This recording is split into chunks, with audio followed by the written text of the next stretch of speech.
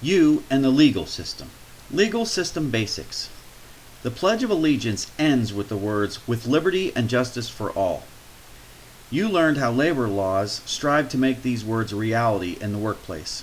Job-related conflicts do arise, however, and sometimes laws are violated. The legal system provides a set of procedures for resolving such conflicts.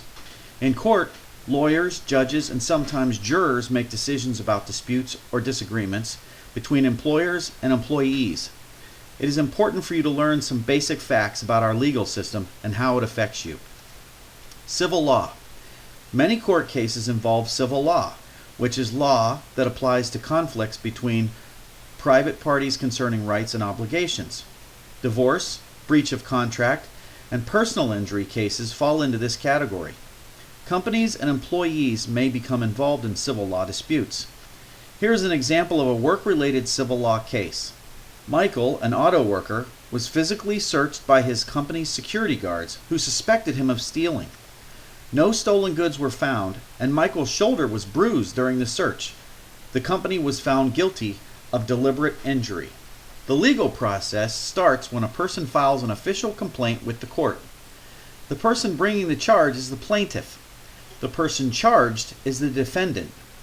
The court clerk delivers a summons or an order to appear in court at a specific place and time to the accused party. This person or company then files an answer. Small claims court.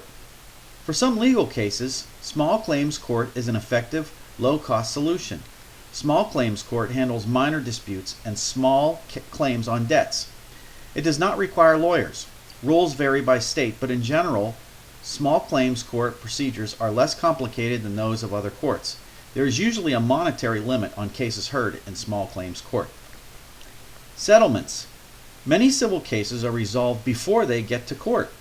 The parties to a dispute often come to a settlement, which is a mutual agreement that does not assign blame to either party. A settlement may take the form of a monetary award or a correction of the situation that caused the complaint. To avoid the expense and time of a courtroom trial, many states require that parties to a civil case try to settle out of court. These are some ways you may settle conflicts out of court. Follow complaint procedures. If your company has complaint procedures, you may settle your dispute by discussing it with your employer. File a formal complaint. Many states require workers to file a formal complaint with the Equal Employment Opportunity Commission or a similar agency. Sometimes such agencies can settle disputes between employees and management. Use mediation. Mediation is a process in which you and your opponent present the case to a neutral third party who helps you talk to each other and reach a compromise. Use arbitration. Union disputes are often resolved through arbitration, in which both parties present evidence to an arbitrator who issues a written decision. Criminal law. Civil law covers most workplace disputes. Sometimes, however, an incident on a job site may bring criminal charges and fall under criminal law. Under criminal law, the government brings an indictment or a list of criminal charges against a person or a business. A serious crime punishable by imprisonment or death, such as fraud, murder, or rape, is called a felony.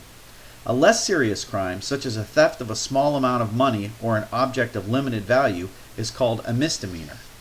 Legal services.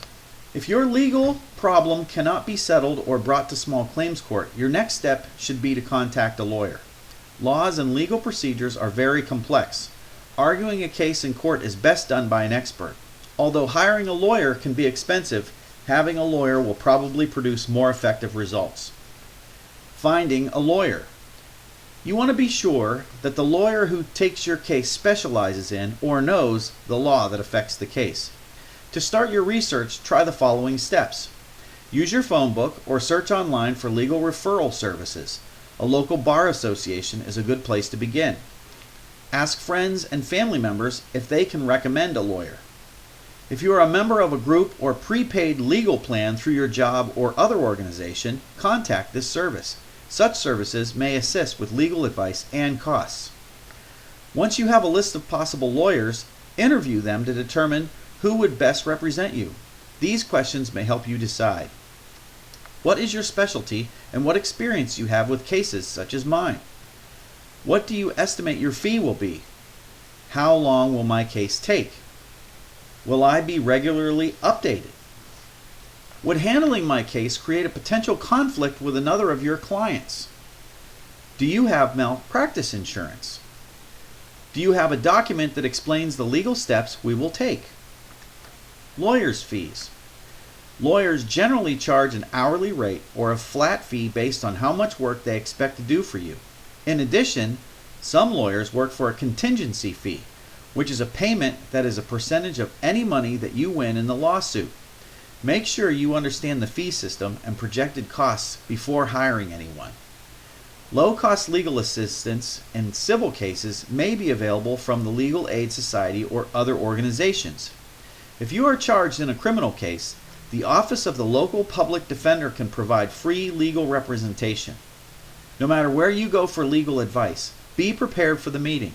Bring documents, records, and names of witnesses. Do not expect your lawyer to do all the work, particularly if you are receiving free or low-cost legal aid. Ask how you can be involved and what you can do to help your case. Remember, too, that legal proceedings can take a very long time, months or even years.